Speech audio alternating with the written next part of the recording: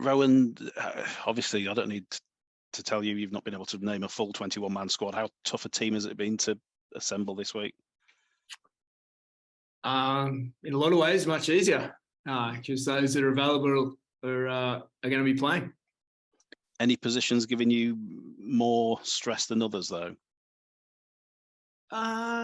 Probably, yeah. Just weighing up what we do with Blake Austin, whether he's ready to play or not. We'll still stewing that one over, I think.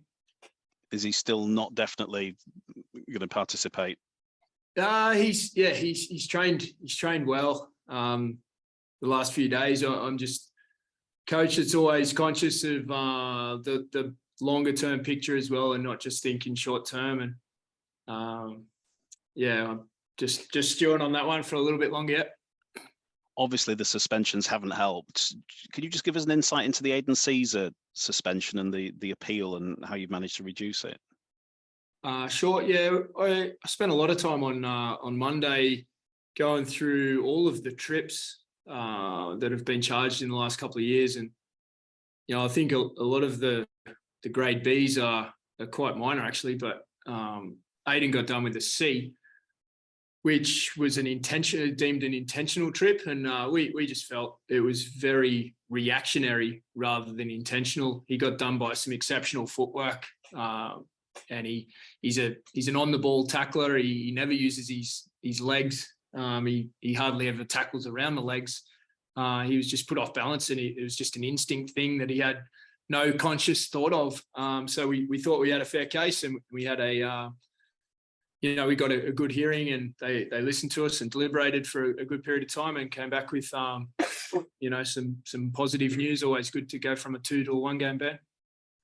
The Rhys Martin ban, were you tempted to appeal that one?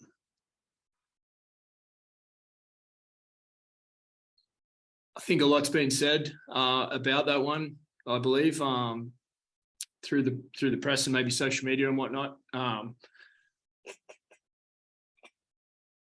Probably not too sure what to say about that one myself. It must be tough to take, though, given that looks like there's minimal contact there, and he's got a game. I think the severity of a lot of the charges is on the high end. To miss a game for a player at any stage, is a major punishment. Players play and they train so they can play some more. It means a lot to them. So yeah, we've got a devastated player that's missing a game for that. What about the opposition then? How do you read Hull KR at the moment?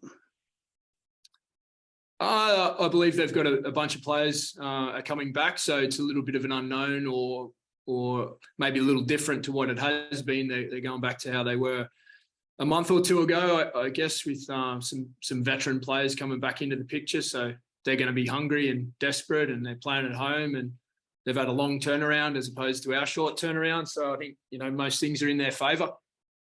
How significant a game do you feel it is? It's the most significant because it's the one we're playing this week. It's vital. It's very important, and it means everything to us to go there and represent ourselves well, and to continue playing the way go about things the way that we have been, and see how that looks at the end of the game. And it could have been against your uncle Tony, couldn't it? You've upset that it's not the case. I hadn't actually thought about that. I just missed him by 1 week. I'd signed, but I hadn't arrived, I think is how it was, for the last match. So I hadn't actually thought about that. I've just been so conscious of just playing Hull KR. But yeah, it's probably disappointing, and maybe he'll bob up somewhere else down the track and we can coach against each other. Just lastly for me, obviously Liam Sutcliffe's departure has been announced since the last game. Is he the sort of player you would have liked to have kept among the squad? It's a difficult one. Professional sport, the salary cap driven league that we are. There's a lot to it. There's an opportunity there for Suddy to secure his long term future, and he's done the club well. He's playing well at the moment. It's just one of those things that happens in pro sport, and I wish him well. I appreciate how he's gone about playing in recent times while there's been that negotiation in the background. He's been doing well. Just on the suspensions, we've just been talking to Lee Radford at Cass, and he was suggesting that maybe fines would be a better way of punishing players, if you like, rather than suspensions. Have you got a view on that? I'm not too sure. I think we want to have our best players playing, and I'm all for the protection of safety. The way that we coach our players is not to harm illegally. So I want the good players to be playing for the other teams as well. Like, we want to be playing against the best teams we can and the best players. So whatever the alterations they make to the process that enables that to happen, while we're still, taking care of the welfare of our players, is very important. And I believe in taking care of players. You're literally down to your last 19 players. Can I just check on a couple that aren't included? What's the situation with Levi Edwards? Is he still on loan at York, and would there be a possibility of recalling him at some stage? Levi is still on loan. He's got a very minor knee complaint, so he's not available to play this week anyway. And Ollie Field is at Oldham, I understand. Yeah, Ollie's getting some game time. He's had a very disrupted season with injury and lack of game time, and lack of sort of quality through that reserves competition. So he's getting some good competitive rugby at the moment. It's doing him well. And the other one was Max Simpson. Obviously, he got an injury at Toulouse. I don't think we've had an update on that. Can you tell us how he is? Max had surgery maybe 2 weeks ago. Maybe, the week after the Toulouse game, he had that surgery. So he's facing a sort of 3 to 4 month recovery, and he'll be pretty good by the start of pre-season training. Was that his ankle? Yeah, ankle. Yeah. I just want to ask you about Paul Green. I think he's probably someone that you've had interactions with during your career.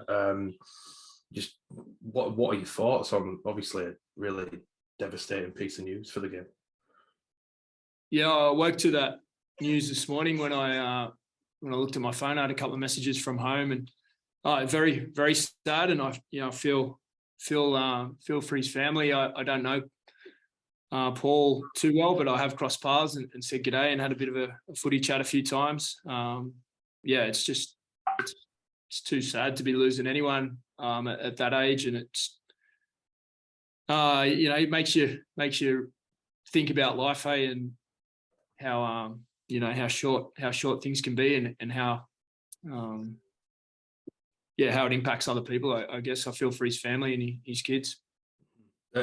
Just to move it on, you'll obviously come up against Danny Maguire tomorrow. I don't need to tell you about his association with Leeds Rhinos. How much are you looking forward to that? But I guess also how encouraged you to see a young British coach like Danny be given an opportunity like he's getting now in the game, and such a senior role in a competition like this? I don't know Danny, but obviously his playing career speaks for itself. I don't know too much about him as a coach, other than the players are playing with a lot of energy, and they're competing hard, and I believe that they've cranked the intensity up this week in preparation for this game. It's certainly not about the battle of the coaches. It's a battle of the clubs, this one, and I'm sure it'll mean a lot to him to be coaching against his former team. But we'll be doing our best to make it an unhappy night. You finished the regular season with 5 games in 3 weeks. Any issues there from a player welfare standpoint? Interesting. It's a tough one. I know we need to play games to generate the income, and that's an important aspect because everyone wants money in the game. I think some of the loan and the dual reg and all of those rules, some don't sort of support the frequency of games that are played, in various times during the season.